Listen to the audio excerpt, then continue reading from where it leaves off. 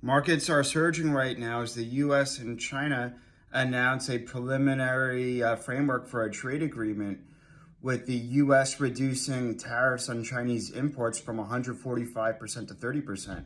The 30% includes the 20% fentanyl tariff, and then China reducing their tariffs on US goods from 125% to 10%. So this is good in the sense of a de-escalation of the tariffs and friendly rhetoric. The meeting went well, apparently, on both sides, and pretty much both sides agreed to similar stories. However, I would have liked to see a little bit more of a comprehensive trade agreement, perhaps a trade reset.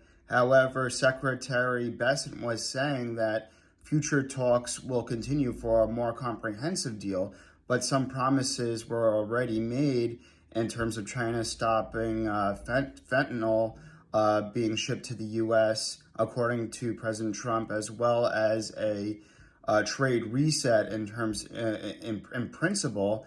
And President Trump said he will speak to President Xi likely later this week.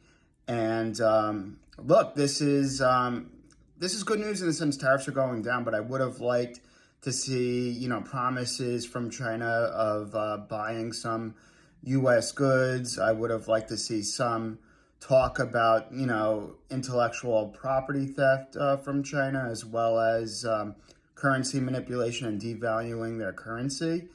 However, apparently they spoke about those things on a high level, but it might take, a trade agreement in writing, which China could take more time, and the White House has said that. So either way, this is good news, but I would have liked to see a little bit more comprehensive details.